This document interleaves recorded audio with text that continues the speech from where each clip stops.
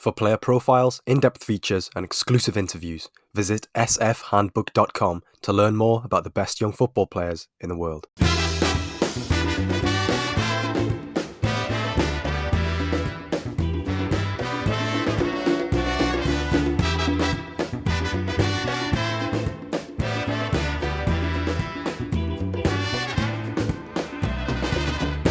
Hello, welcome back to the Scouted Football Podcast. A really intriguing and hopefully enlightening episode today, as we'll be looking to discuss Premier League 2, which some of you may refer to as the Under-23 Premier League, but it is the premium Under-23 competition in English football, where the best and brightest young players compete among their age mates. With me for this one, I've gone through Scouted Football's little contact book and come up with a guest who I feel is best placed to discuss PL2 alongside me and the various offshoots I'm sure we'll get into over the course of the next hour. It is Jonathan Fadugba, who is a footballing consultant, scout, writer, podcaster, almost a quadruple threat there. Jonathan is director at Future Global Sports, which helps to advise and consult on player transfers, contract negotiations and the like. But he's also a keen follower of Scandinavian football, youth football in this country, and well worth a follow on Twitter if that is your sort of thing. Jonathan, welcome to the podcast, a Scouted Football debut. How are things? Joe, thanks a lot for having me on the show. Thanks for that kind introduction. It's a pleasure to be with you on the show, and I'm really looking forward to talking about the PL2 and youth football. So thanks for the invite. No, it's a pleasure to have you on. I was sort of going down your feed. I had you recommended to me as a sort of a guest, and I was thinking, how have I not come across this guy before? Because this seems like a meeting of minds here. That the Scouted Football brand and yourself. It seems like a very good marriage. But just first of all, talk me through sort of what Future Global Sports is. Future Global Sports is a meeting of minds between myself and a fellow colleague that came to fruition sort of 4 or 5 years ago, where we kind of identified the non-league market and kind of the gap between kind of professional football and non-league football, and the growing kind of prevalence of non-league football, and decided to kind of essentially create a consultancy whereby we can try and help players make that pathway. Just in preparation for this podcast, and in general, those listeners who may be aware, like the one of the things that really interests me about football is kind of the player pathway and the difficulty of sort of forecasting player careers. You can be at a Premier League academy, you could be the best club in the world at 17, and you could be at McDonald's by the age of 23, unemployed, or you can be in McDonald's at the age of 17 and in the Premier League by the age of 25. You can look at someone like Jamie Vardy, for example. You can flip it either way. And that sort of lack of linearity in football is something that kind of really interests me. And that's kind of what led me towards this sort of consultancy area. Obviously, I've worked in football for many years in different avenues, media, and analysis and things like that. So this was kind of like the involvement in kind of trying to actually help players and help clubs and sort of help people make their way in this sort of crazy environment that is football, is kind of where Future Global Sports originated. So that's the kind of short answer, I suppose. In terms of how we've grown, kind of, the PL2 report is something we released in the summer, in early May, and it was kind of like identifying. We kind of saw a gap in the market for clubs, and also some commercial partners that worked with us, whereby our knowledge of non-league was excellent, but sometimes we wanted to have. And also with the pandemic as well, maybe slowing things down within football, especially non-league with the leagues cancelled and everything. We wanted to kind of model the difference between the PL2 and non-league, if that makes sense. Because obviously we've got all this knowledge of semi-professional leagues. I could talk to you about any probably league from step 6 up to step 1. Mm-hmm. But at the same time, if you're going to try and sort of maybe advise someone or recommend to a club a player at that level, you also need to know what they have within their building.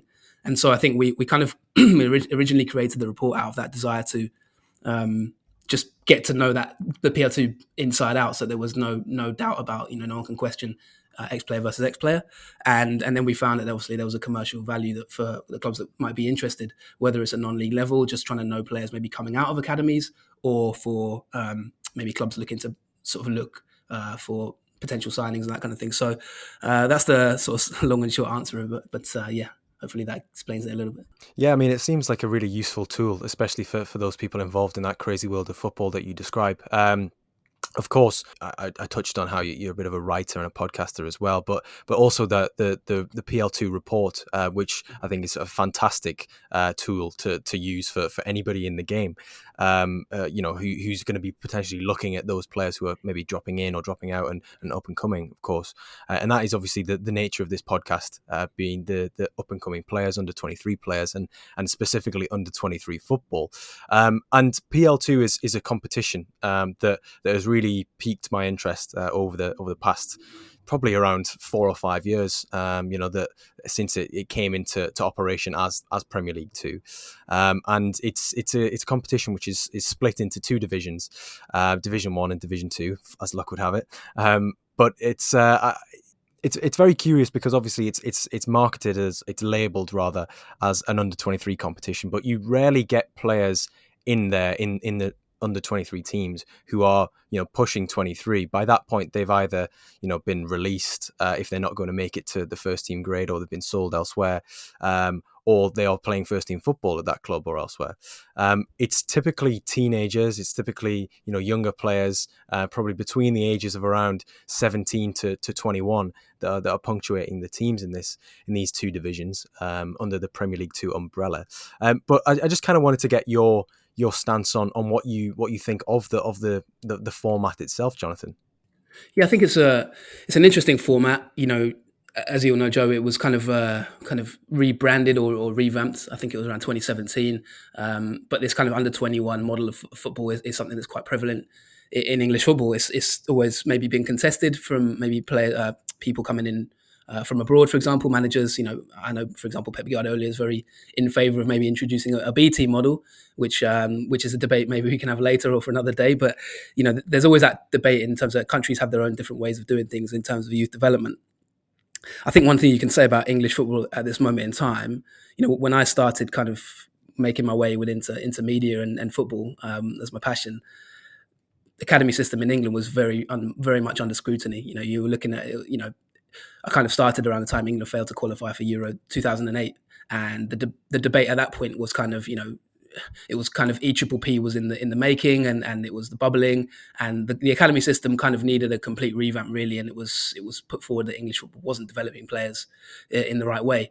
I think you can safely say sort of like nearly 15 years later or whatever, the landscape's completely different. If you look at the academy development now within English football, it's probably, you could argue, never been in a better place.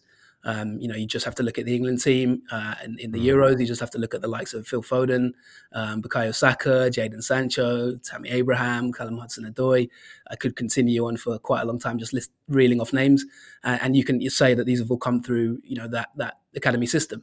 So you can see there's a definite pathway. Players are coming through maybe arguably slightly younger, and you can say that there have been merits, and you could argue it's been a success in that sense.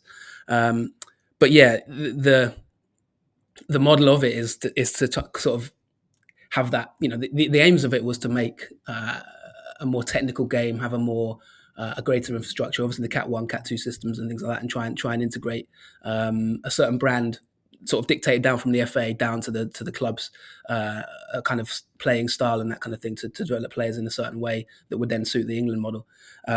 So that's kind of the background of it. How it's developed is I think quite well.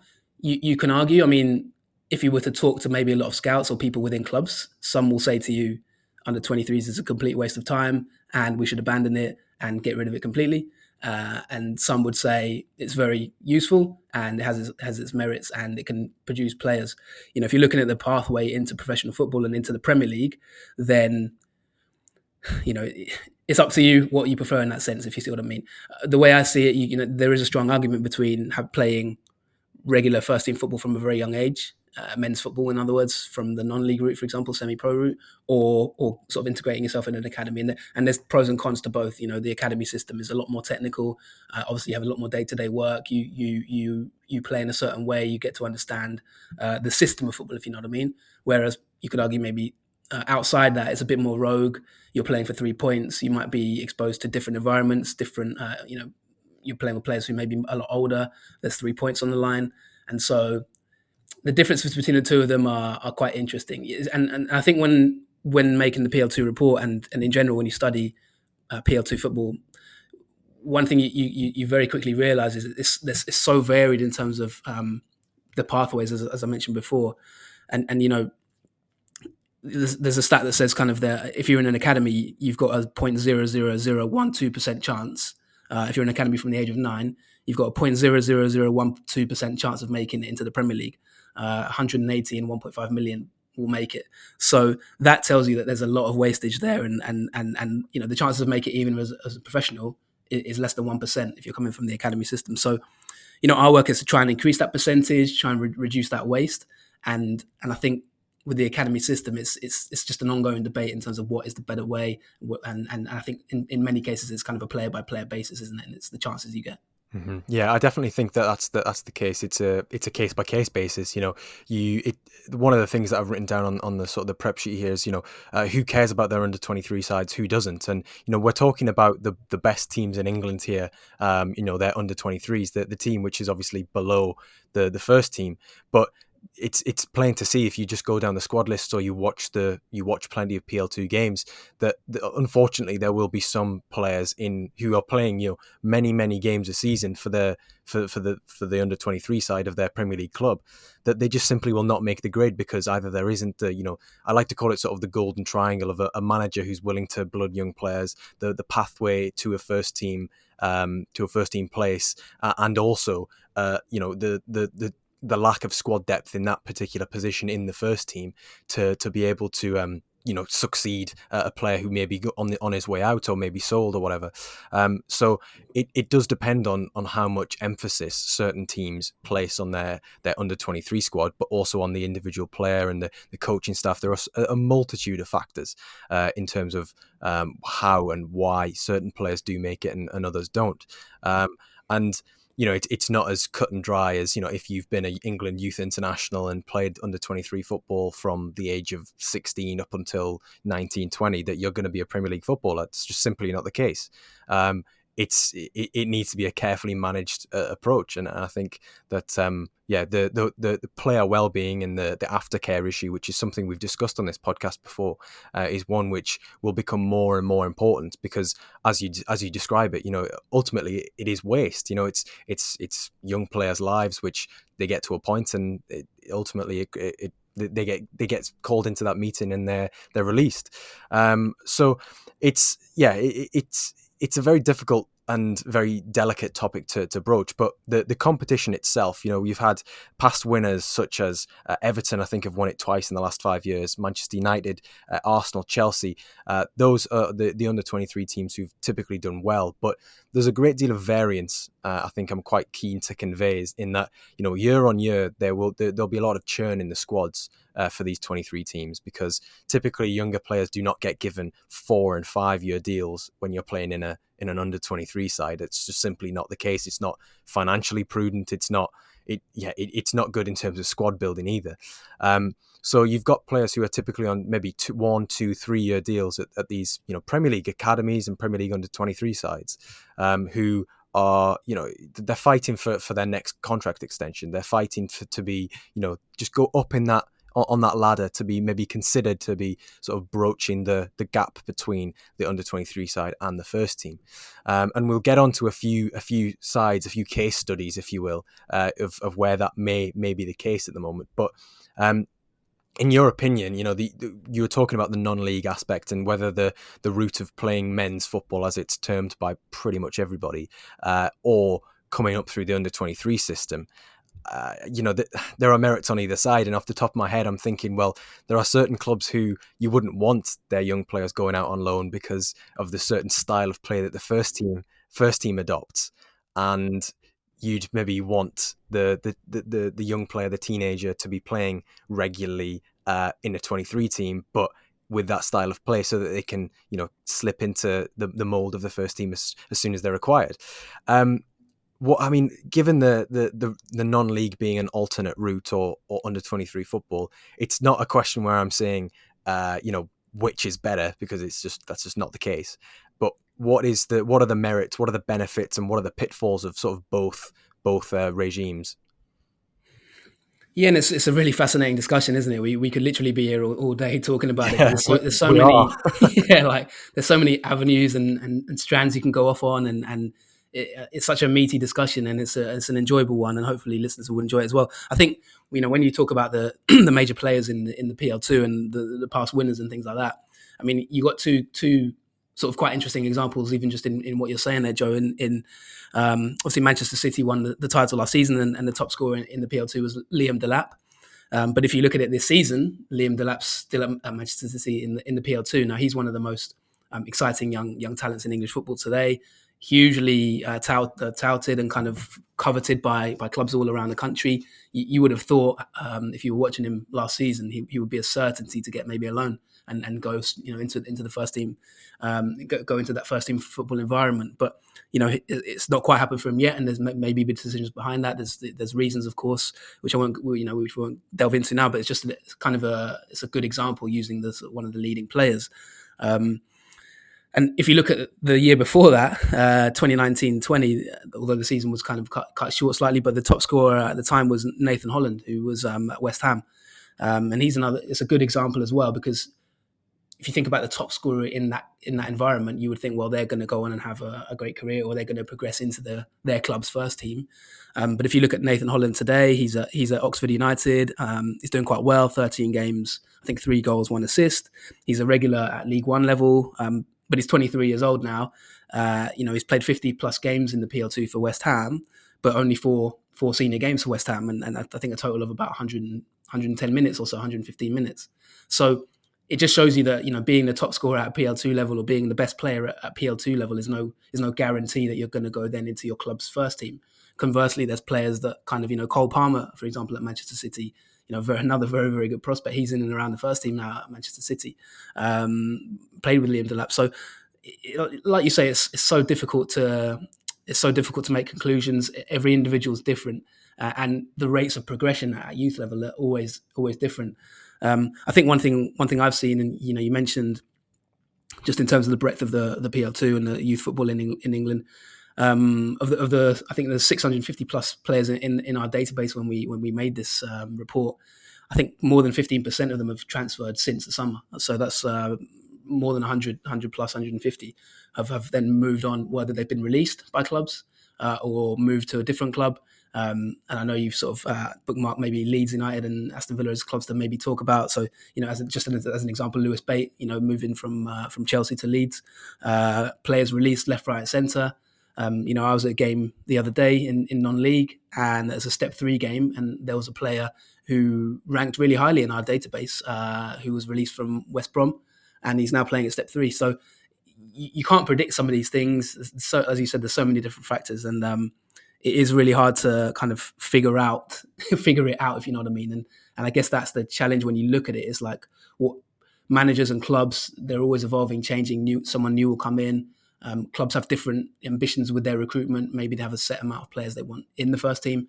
And sometimes it's a case of, listen, we've got 2 players here that we know are going to make it, and the rest are making up the numbers. And I guess as a player, or as an advisor, you're looking to kind of just make sure that players are in the right place, suited to them to make the progression at the rate that they require. Yeah, certainly. There's no recipe for success, really, is there? And I think the Nathan Holland example is a good one. So it is one which has its merits, has its pitfalls. I think with the non-league aspect is what you were talking about there, and how maybe talent identification sometimes allows certain players to fall through the cracks. I think Sorba Thomas, who's obviously now a Welsh international and playing very, very well for Huddersfield in the Championship, is a prime example of that. He racked up pretty much 100 games, 80, 90 games for Boreham Wood in non-league, and ultimately was then scouted by Huddersfield, and is now showing that he clearly for an extended period he was capable of playing at this level, and there will naturally, if he continues at the rate that he does this season with his in terms of being an excellent creator, then there will be Premier League clubs knocking on the door. Using him as an example, what is that an argument for certain people to say that, oh, this is why under 23 football is a complete waste of time, or is this an argument for people who will say that actually no, this was a deficiency in maybe the talent identification aspect? Yeah, it's an interesting one. Obviously, I have to sort of put a bit of a disclaimer, because we work with Sorba Thomas we kind of started working with him when he was at Boreham Wood under 19s. We were very privileged to sort of have worked with him at Future Global Sports, and seeing his progression is kind of, it's a personal point, obviously, because we've seen him go on. And yeah, so commenting on him individually from the insight I have, I mean, Sorba was released by West Ham when he was a teenager, and obviously fell out of football. And this is a sort of it's something quite common within non-league. You regularly get players who are maybe in an academies environment, don't get the opportunity for whatever reason. Often it's because of literally physical development. So maybe they aren't developed. Players, sometimes clubs are looking for a certain athleticism, a certain size. And I think smaller players in this country, there's always that argument, would Lionel Messi have made it within English football? Because if you look at his background, I'm not doubting his quality, but if you look at how he came from the age of sort of 12 to say 18, 19 to Barcelona's first team, would he have had that same pathway within English football?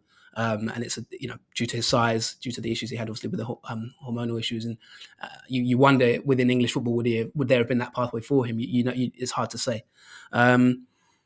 But yeah, in that case, he was released by West Ham. He moved to Boreham Wood.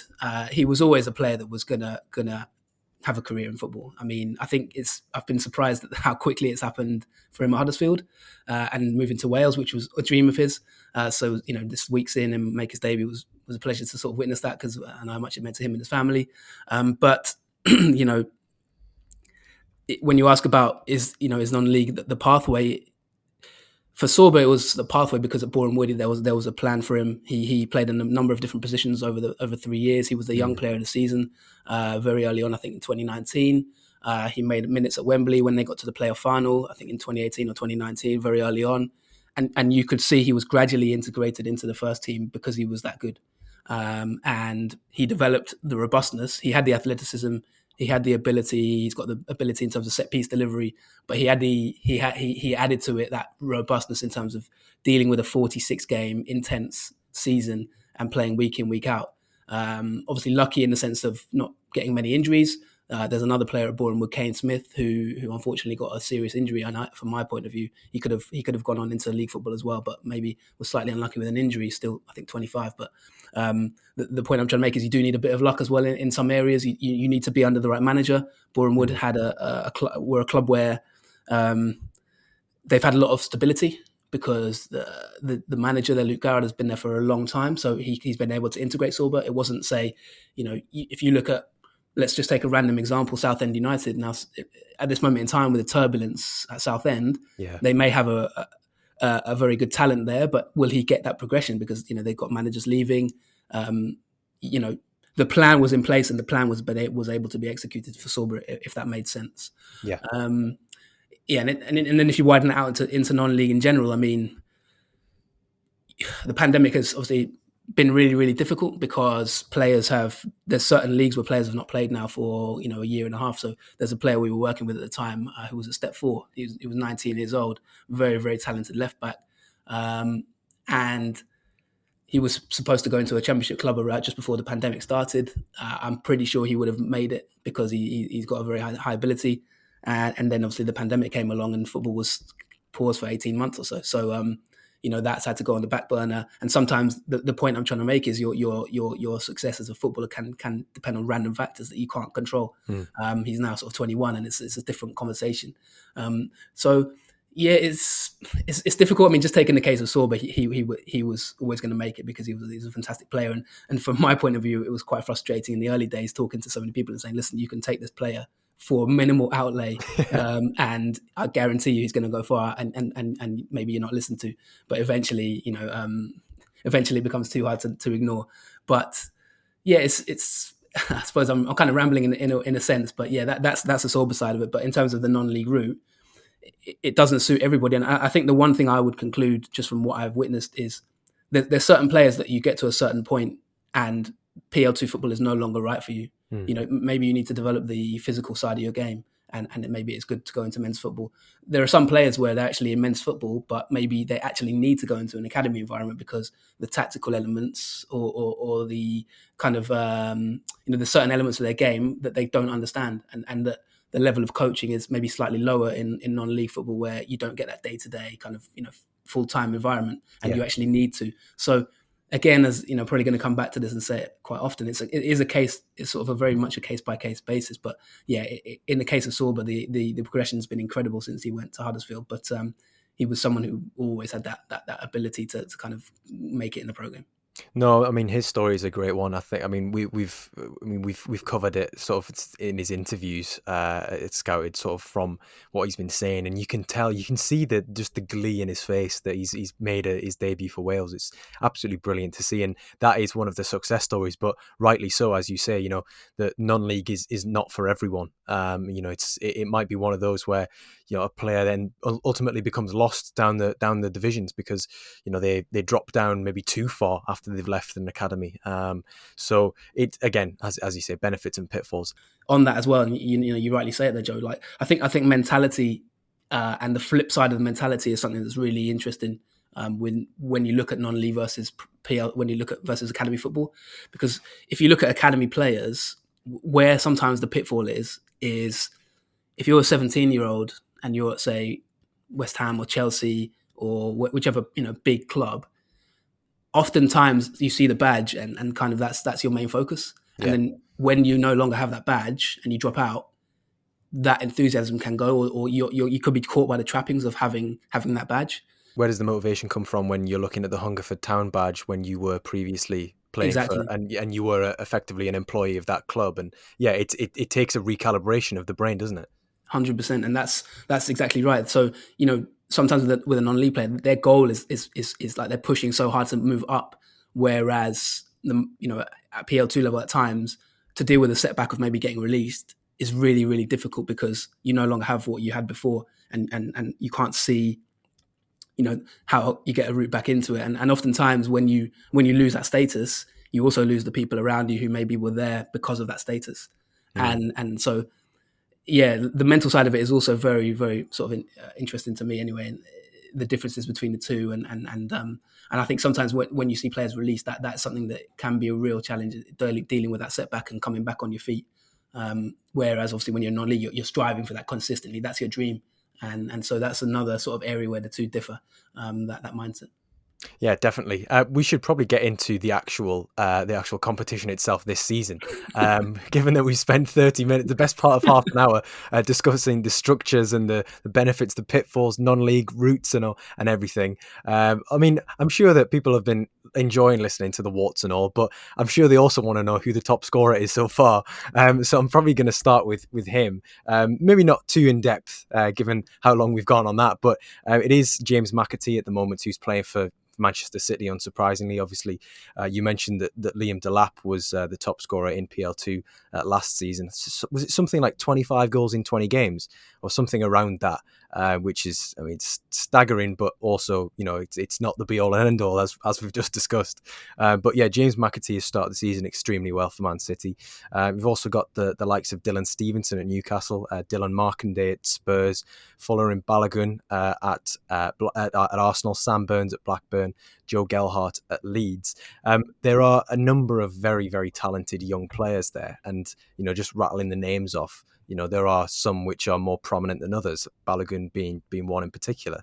But that makes it interesting, doesn't it, that you've got players who are perhaps, you know, capable of playing, you know, cameo appearances for someone like Arsenal in the Europa League or the Conference League or wherever, and then you've also got, you know, teenagers who are still somewhat some way off first team football, but they're scoring at the same rate, or they're doing very well. I mean, you know, for you this season in PL2, I know I've just pretty much just described strikers and hoovered up all the ones you've probably got listed down, but who have been sort of your star performers so far? Yeah, it's a tough one because we could be here for quite a long time, as we already have been in that sense, I suppose. McAtee's a player that I think is having, you know, he started very well this season. I think he's done very well in the past as well. I think in the season before last, he got 8 goals, 9 assists, I think, in the PL2. So I think he had some injury problems at one point, but he's kind of come through them and is a player who can play, you know, in the central midfield areas, can also play as a forward, can play on the wing. He's very technical, very decent dribbler. He can pass progressively as well, and you know, shows bright moments. we mentioned in terms of the luck side of it, can sometimes just be a case of you've got another player maybe in that position who goes out on loan and gets minutes, because you've got, for example, Filip Stevanovic at City, who's a similar age as him, but he's obviously been out on loan and that kind of thing. So that's just an example of how you can see progression. I think a player that I'm very impressed by within Man City is Romeo Lavia. I think he's made a lot of strides. He's even been on the fringes of the first team. He's sort of 17, turning 18, sort of defensive midfielder who's really good awareness, really good tactically, and he's someone who rated really highly on our in our report, and kind of aggressive in ball winning and that kind of thing. He's someone I think is one to look out for. I think when you look at maybe players who've started this season quite well and maybe kind of emerged and burst onto the scene, I've been very impressed with some of the players at Arsenal. I think Kiddo Taylor-Hart is a player who is kind of emerged quite well. I saw him in a game, I think it was against Palace, where he was quality. He's an 18-year-old, sort of can play on left or right side, A mid as well. Very decent dribbler. Fits that Arsenal kind of technical profile. I also quite like McAtee, who I think he started fairly well this season. He did really well at Fulham, but they didn't really hang on to him. And he's obviously gone to Arsenal now and started fairly well as well. I mean, we could literally talk all day about different players, so it's quite hard to sort of pinpoint and pick out names that have impressed me, because there's just so many at this level that kind of rise on the scene. And I think in a case like Balogun is someone who's kind of he burst through, didn't he, into the kind of wider spotlight, and then has now kind of maybe come back again into that 23 setup. So I don't know who maybe Joe, you might have some names as well that have impressed you, but there's so many. I mean, we could talk about. Yeah, I mean, aside from the top scorers, I think, I mean, to be fair, he's actually scored quite a few just looking down the list. But Jezerin Raksaki, who I spoke about with Matt Woosnam on this podcast a couple of weeks ago, might have been a few months ago now. He made his Crystal Palace debut, if I'm not mistaken, against Chelsea on the opening day of the season. But he's been very, very good for Crystal Palace's 23s. Plays well on the right hand side of the attack. Won a penalty for England's under 20s the other day, actually. But I think you're right to say a few of those Arsenal players as well. The Kiddo Taylor-Hart, as you mentioned, is definitely one to watch. I think Amari Hutchinson, he's another player who, when I've watched Arsenal's 23s play, you kind of get the impression that he's got a bit about him. And of course, there's been quite, I'd say it's more hype than anything else, but it's deservedly so to a certain point for Charlie Patino, who is also at Arsenal, and whispers and words that get passed around within sort of youth football and academy circles. Sort of they like to use his name in maybe in comparisons to previous first team players, which I'm not overly enamoured with, but and we'll keep them off the podcast. You can probably imagine who they are in reference to, but he's another one who's definitely impressed in 23s football and in some of those EFL trophy games as well. But I suppose we should probably get onto the case studies that I mentioned earlier, and you dropped the bombshell that it's Leeds and Villa's under 23s, and I thought they'd be two good teams, mainly because I know quite a fair bit about the Leeds under 23s, but also because Villa's under 23s are in Division 2, whereas Leeds are in Division 1. So it splits it up nicely, and I think it can give us a little bit of discussion about the differing levels in PL2 Division 1 and PL2 Division 2. I don't know if you want to get started with Villa, because there are some very, very talented players in that group, aren't there? Yeah, and sorry for the spoiler alert there, Oh, absolutely Joe. not. I hope you don't mind me spoiling that there. But yeah, no, they're two very good case studies, because mainly because of just the aggression in their recruitment strategies, to be honest. So I'm not surprised, kind of, that you've highlighted them. I think when you look at the two, what are the similarities? Well, as I've just mentioned, they both really taking it seriously. Start with Villa, maybe. They've got Johan Lange, who's the sporting director, and Mark Harrison, their academy manager.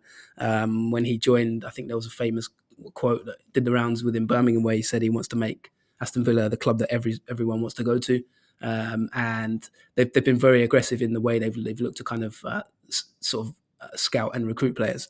A good example, maybe Ben Cruzine from Exeter City, 17-year-old England youth international who Liverpool and Chelsea were both reportedly quite keen on, and of course he's kind of turned up at Villa, and there's many others. I mean, there's many that have come through their own academy system themselves that have emerged through their academy. I'm a massive fan of Chukwuemeka. I think he's a real prospect, and another one who ranked incredibly highly. There's two of them, of course. So I mean, Carney, he was described as the best 16-year-old in the country at the time when he sort of first emerged, and he's very much a kind of talented, composed sort of live, sort of athletic central midfield player, brilliant touch and technique. Villa obviously did extremely well in the Youth Cup as well, and they had a lot of players come through, from that Youth Cup winning team. Louis Barry, for example, is another one who's doing well. You mentioned Cameron Archer, I think. Or I think we were going to talk about maybe Cameron Archer, who's started this season very well. Mm-hmm. There's so many players. Obviously, Jacob Ramsey, like you've mentioned.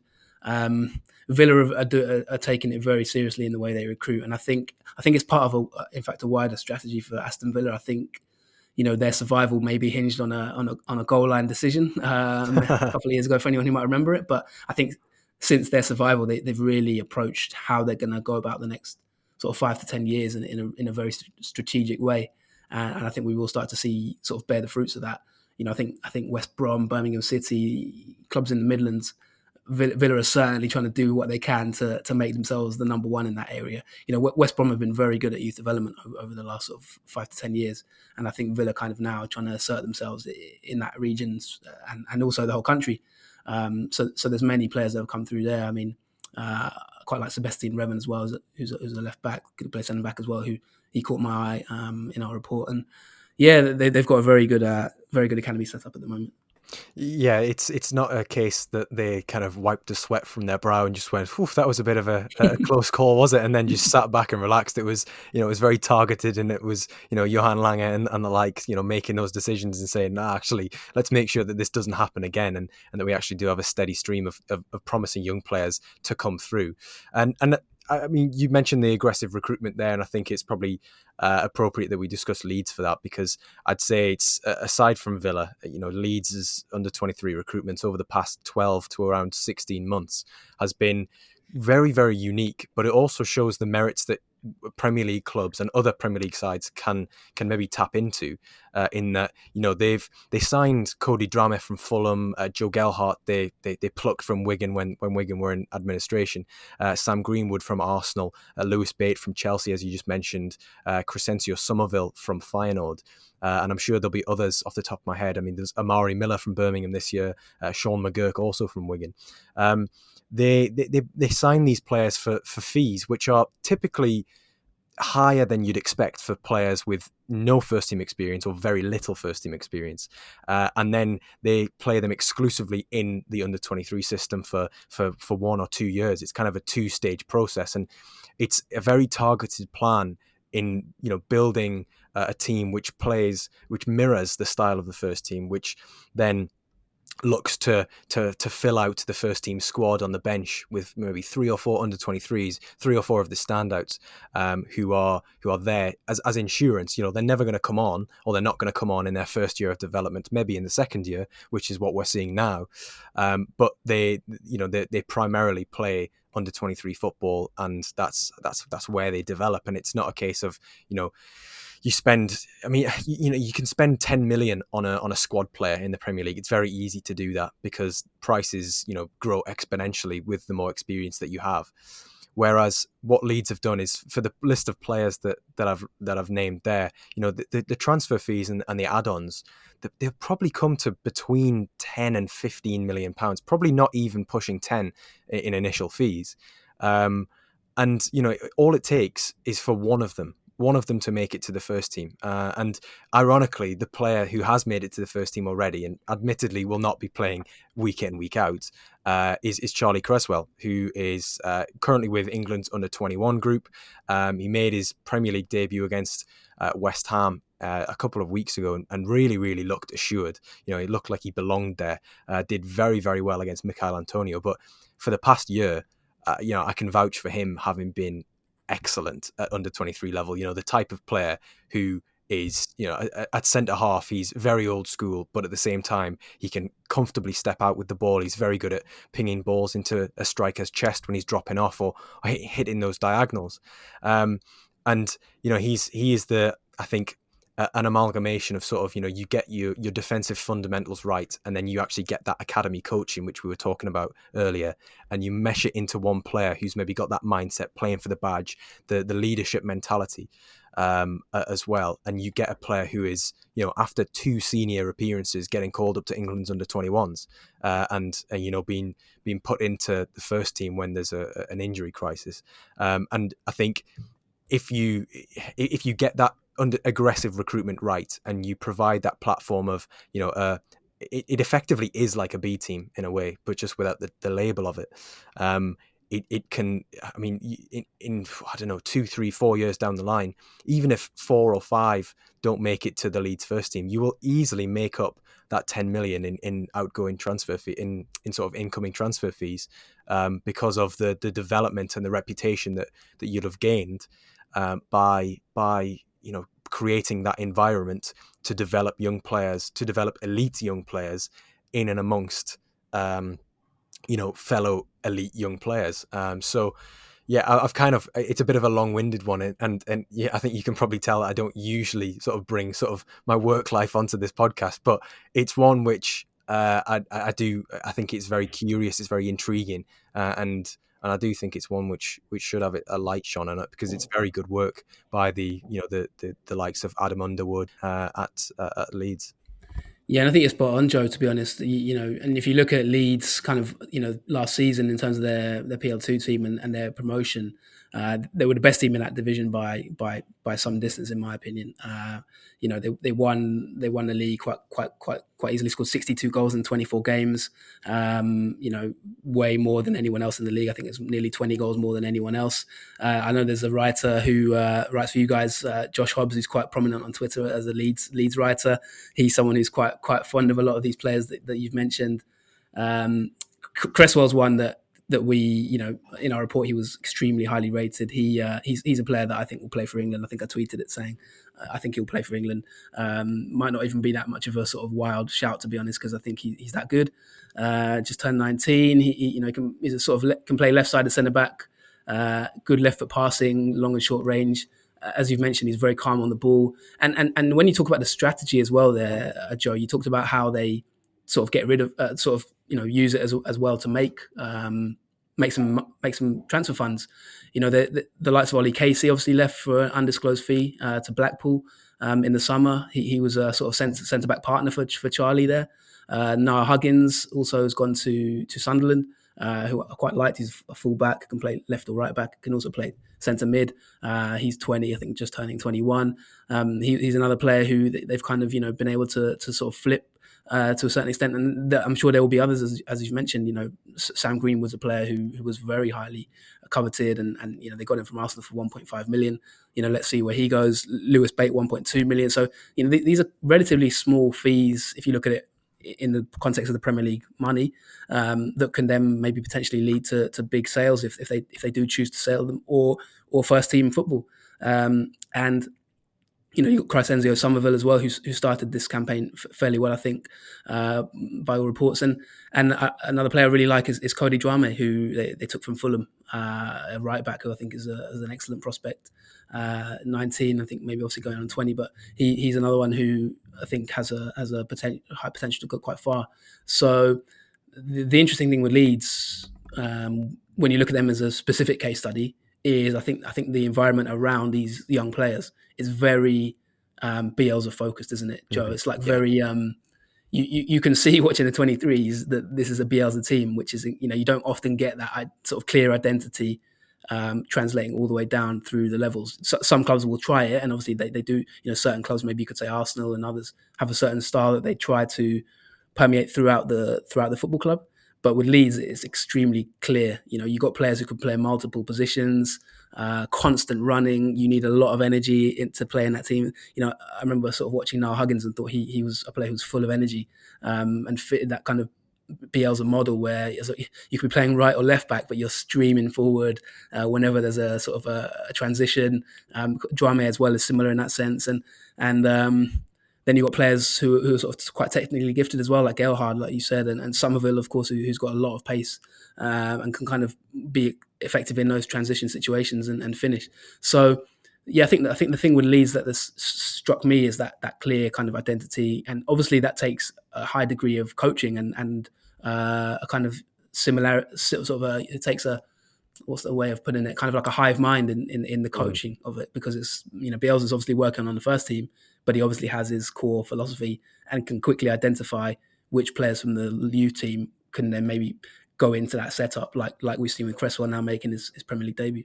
Yeah, you have to buy into it at all levels. I think that's really important, and I think it must be stressed that keeping these young players, coming from all over. Some of them have come from playing Championship football, maybe a few fleeting appearances like Joe Gelhardt did, or Sam Greenwood, who was playing at Arsenal and playing as a centre forward, and coming to Leeds and then be moulded maybe into a different role, a different position, such as Sam Greenwood. He's effectively been playing as a number 10 for the past year, essentially, despite playing as a number 9 for England.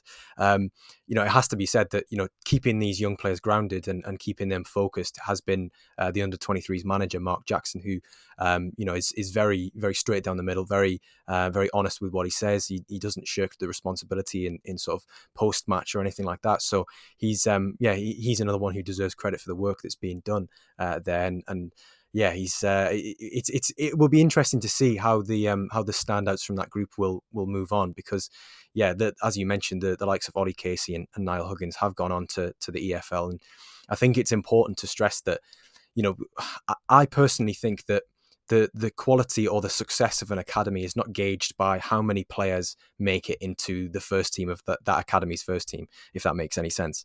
I realize I've said a lot of words in different places there, but it's the success of an academy is based on how many good level careers it produces, and whether you first of all, be a good person, but second of all, be a very good professional, be dedicated, be efficient, be somebody that is going to be coveted by other managers, and ultimately we've seen that already. Casey and Huggins have gone to the EFL. They've gone to Blackpool with Casey's gone to Blackpool with Neil Critchley, who's obviously been in the under-23 circuit, under-21, under-18 circuit with Liverpool for quite some time.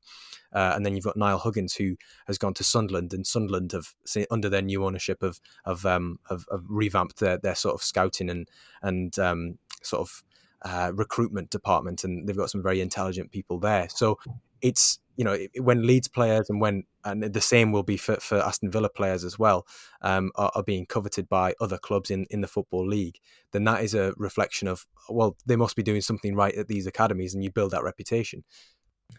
Yeah, you're spot on, Joe. And I think when you boil it all down, in terms of this conversation, you can look at academies in maybe 2 to 3 different ways. Kind of, you can look at how many players is your academy producing for your first team.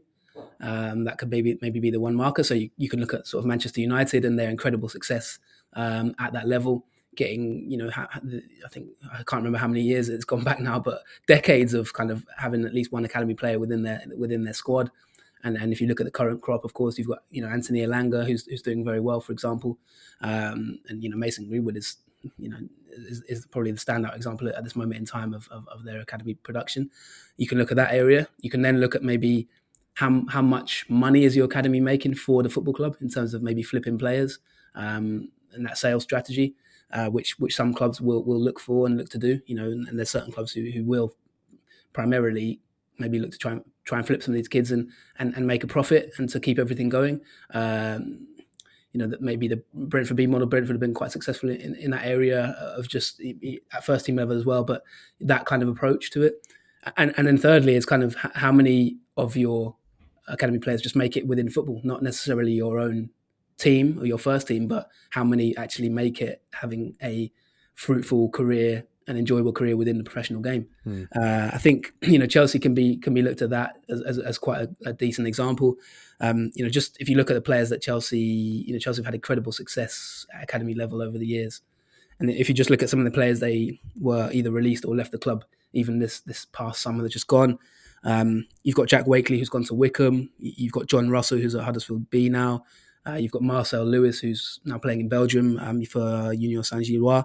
So you can kind of see that, the reputation that Chelsea have and that path, they have that pathway, they have the professionalism, and you can kind of almost say to a player, well, if you go to Chelsea's academy, even if you don't make it at Chelsea, you've got a fairly good chance of having a career maybe.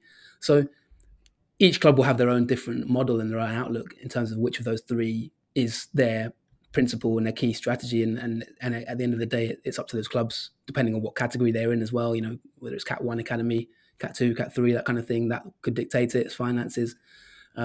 But I suppose it's hard to judge the success of each academy because they all have maybe slightly different aims. And I think maybe as an industry, the ultimate sort of responsibility for those working within this area is kind of just trying to increase that percentage from kind of, less than 1% to maybe, can we get to 2% maybe, or 3% having careers, or, can we narrow that very, very minor percentage of players who continue and stay in the game? Can we reduce that in some way? And I think the other side of it, which is an area maybe for another day, is the holistic side of it in terms of, do the people who get released, obviously there's a lot of talk about kind of mental health and the strategy for those who don't make it. Can we make sure that the players who maybe might not make it professionally, maybe they can fall into the non-league system and maybe retrain and have a successful maybe semi-professional career, or take the learnings from academy football and maybe launch a business or start something else that continues them. And so it's not the be all and end all. Do we provide enough awareness that, there's a very, very small chance of you maybe making it statistically, and making sure that kind of that disappointment when you maybe do get released isn't sort of life altering in kind of how it affects you. So I think those are the four areas that you can look at and say, you could probably mark and say, are we doing a good job in this area, this area, this area, and this area? And that's probably how I would look at kind of a successful academy personally. And it just depends on what your strategy is in those four. Yeah, definitely. I think I echo everything that you're saying there, and it's something you're clearly very passionate about and know an awful lot about. So yeah, if anyone wants to listen more to what Jonathan has to say, then do hit him up on Twitter and stuff. But I do want to get just to the end of this podcast. It does feel like we could literally go for 2 hours here, but I do want to go sort of looking to the future, and it'll be, I mean, coming off the back of that very sort of holistic and philosophical discussion there, it seems wrong to go straight into, okay, who do you think is going to win PL2 Division 1 and who do you think is going to win Division 2? But I am going to ask you that. I would like to get your stance, because I've got my own suspicions over who will I don't know, win out in the end, maybe in the two divisions. Yeah, let's let's get into it, I suppose. It's very hard to say, because January can come along and ruin everything, because you can exactly get top players can go out on loan or get transferred, and your predictions are turned to dust. So if you look at it at the moment, obviously I think we're 7 games in. Fulham are top in the second division, and I think, is it Man City are top in the first division? Man City are top. Point? Yeah.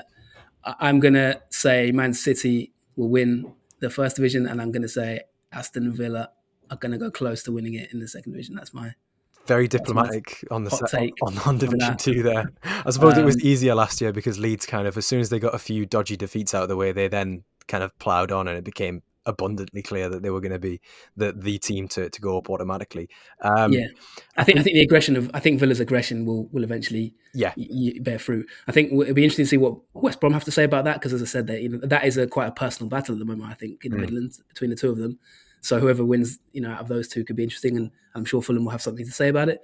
But if you were to ask me right now, as of today, in October, I'm going to say Villa. That's very interesting you say that, because I am also going to go with, is it Fulham or Villa? Yeah, I'm going to go with Villa. And that's mainly one of the reasons why I sort of picked them out as the team in PL2 to PL2 Division 2 to be the case study, because I do think that they've scored 22 goals in 7 games. We look at the example of Leeds last season. If you have that firepower, and I mean, they have it with Carney and Caleb Chukwuemeka, even Jacob and Aaron Ramsey, Cameron Archer, as we discussed, Jaden Philogene-Bides, who we didn't even get onto, but is in his own right a fantastic player with a very good story.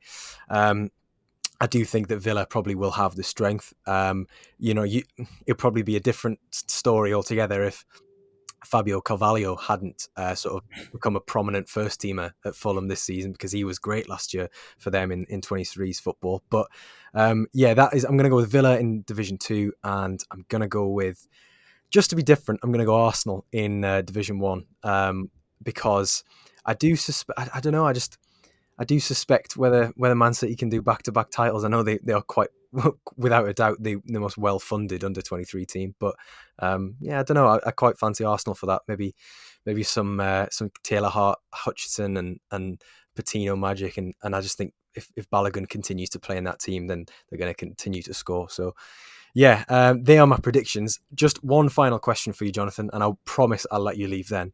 I would like to just gauge your long-term projections for sort of the competition's format. Obviously, it was revamped 5 years ago.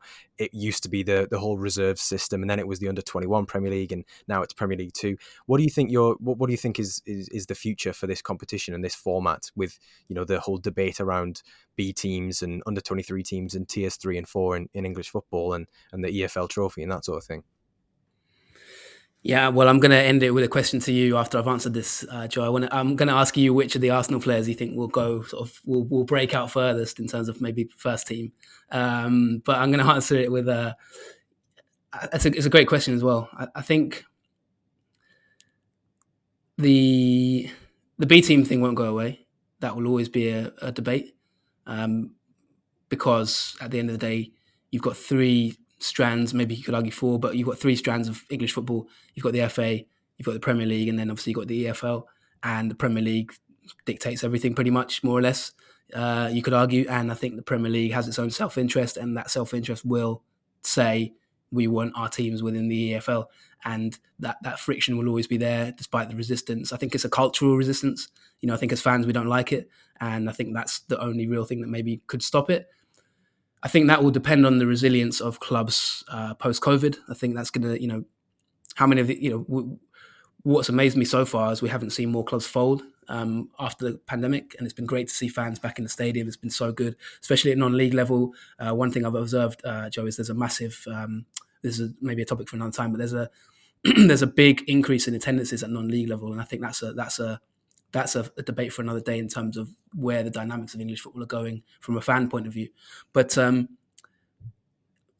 more long and short of it, what I'm trying to say is the more clubs that struggle, the more chance maybe the Premier League coming in and saying, well, listen, let's fill the gap with some of our B teams. If you look at Scotland, of course, at the moment, the B teams have started to kind of integrate slightly at a very low level, and it's kind of, I think it's been experimented with, and it's kind of watched this space. I can't see it ever really being universally accepted in England, just because we have, in my opinion, and I'm not someone who's kind of waving my flag, God save the Queen, but we do have, in my opinion, the greatest English. I do think we have the greatest pyramid system in probably the world in terms of the depth of English football. You can go to a game at step 7, which is what we're talking 10th, 11th division of English football, and you can have maybe nearly 1,000 people at the stadium. Step 6. In the 5th tier of English football at the moment, average attendances are kind of in the thousands, which is incredible. Macclesfield are getting like 3,000, and they've just reformed, and that is like step 7, step 8, isn't it? Exactly, it's unbelievable that the breadth of English football and the support, even at smaller clubs. You've got clubs that have fallen, but you've also got attendances rising for clubs that even aren't that big.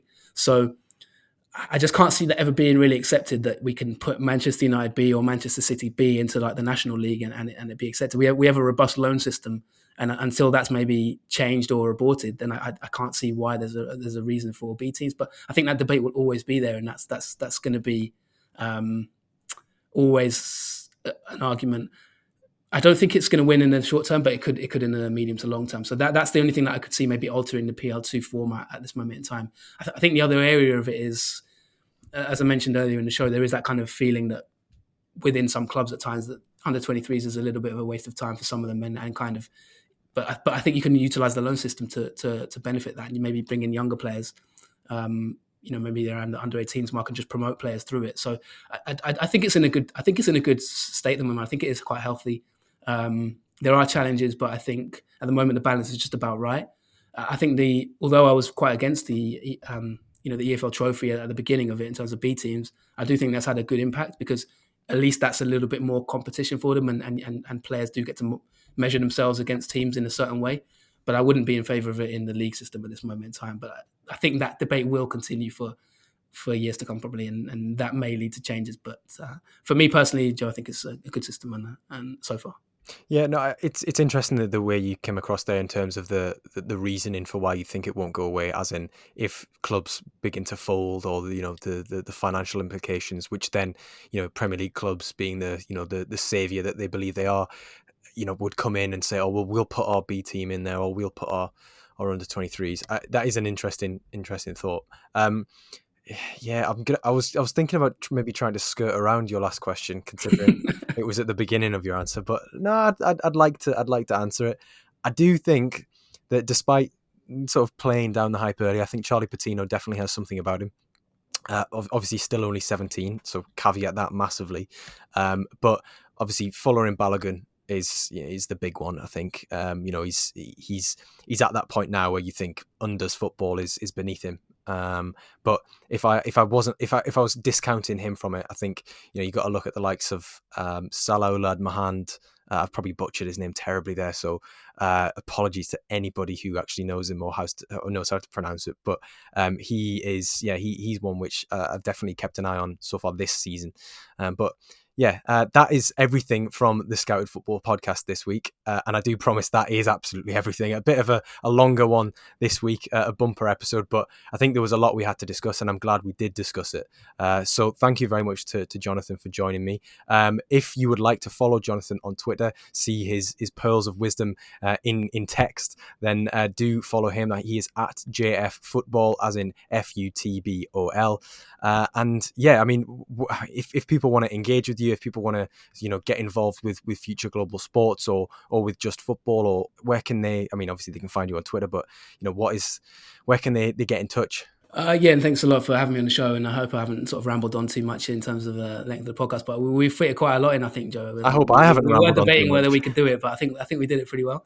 But yeah, so thanks for inviting me. Twitter, you can find me JF Football, FUTBOL. I suppose LinkedIn, you can just put my name in LinkedIn if you wanted to connect with me and chat. Obviously, futureglobalsports.com, you can maybe drop an email to that if you're interested. But yeah, it's not too hard to find people on the internet these days, but hopefully provided some value to listeners, and I'm fairly easy to get hold of if you need to. Excellent stuff. Well, this has been the Scouted Football podcast with me, Joe Donoghue, and Jonathan Fadugba, discussing PL2. Thanks for your time. Stay safe. Take care. Bye for now.